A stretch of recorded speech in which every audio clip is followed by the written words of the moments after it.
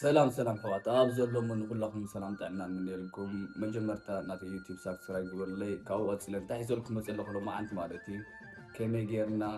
ነፍስና ንቕይር ማለት እዩ ከመይ ጌርና ኣብ ሓፂር ግዜ ማሰል ንሓንስ ኩሉ ሒዘልኩም መፅእ ኣለኹ ማለት በብሓደ ክነግረኩም እየ ከመይ ጌርና ኣብ ውሽጢ 6 ወርሒ 5 ወርሒ ዝበለፅና ሰብ ንኸውን ናትና ባዲ ከመይ ጌርና ኣብ ሓፂር ግዜ ንቕይሮ ማሰል ንሃንፅ ኩሉ ሒዘልኩም መፅእ ኣለኹ ማለት እዩ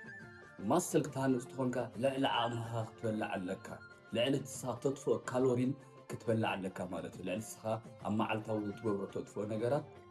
ክትበላዕ ኣለካ ማለት እዩ ንጎ ክትበልዕ ዘለካ ማለት እዩ 4 እንቋቑሖ ሳርዲን ጌርካ ወይ ካብ ቱንፊሽ ጌርካ ብጎኑ ከዓ ኣቮካዶ ጌርካ ትበልዕ ማለት እዩ ፋዱስ ትበልዐ ምግቢ ወይ ከዓ ድሕሪ ቁርሲ ትበልዐ ምግቢ ሒዘልካ መፅእ ዘለዎ ከዓ እሱ ከዓ እንታይ ኮርንፍሌክስ እዩ ዝተፈላለዩ ዘሎ ብዙሕ እኳ ብትግርኛ ሽሙ ዘይፈለጥኩ እዚ ማለት እዩ እዚ ኣዝዩ ዝሕግዘካ ዳርጋ 1000 ገለን ካሎሪን ኣለዎ ፕሮቲን ከምኡ 7 ግራም ፕሮቲን ኣለዎ ኣዝዩ ዝሕግዘካ ማሰል ንኽትሃንፅ ማለት እዩ ዝተፈላለዩ ኣብ ዘለቱ ማለት እዩ ከምዚ ጌርካ ጁስ ጌርካ ሰትየት ትበልዕ ማለት እዩ እዚ ኣዝዩ ዝሕግዘካ ወላ ብጅም ሓይሊ ንኽበካ ኣዝዩ ዝሕግዘካ ሰዓት 3 ክትበልዖ ዘለካ ከዓ ሳልሞን ጌርካ ማለት እዩ 2 እንቋቑሖ ጌርካ ድንሽ ጌርካ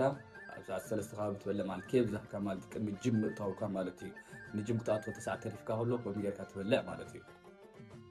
ምሸት ሰዓት 8 ትበልዖ ዘለካ ከዓ እዚ ኣዝዩ ኣገዳሲ ማለት እዩ ቺክን ወይ ከዓ ስጋ ላም ብጎኑ ሩዝ ትገብር ብሮኮሊ ቀይሕ ድንሽ እዚኦም ኩሎም ብጎኒ ጌርካ ማለት እዩ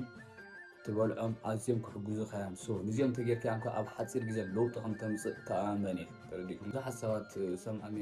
ጅም ክጅምር ዘለየ ግን እንታይ ክበልዕ ከም ዘለኒ ገለ ኣይፈልጥን እየ ገለ ብሎ እሞ ንዓኹም ነዚ ኣብ ዘሰርሕ ኣለኹም ኣብ ቀፃሊ ከዓ ክጎድል ደልየ ሚዛን ወይ ከዓ ገለ ትብሉ ዘለኹም ሰባት ከዓ በብሓደ ገሊፀ ከምፅኣልኩም እየ ማለት እዩ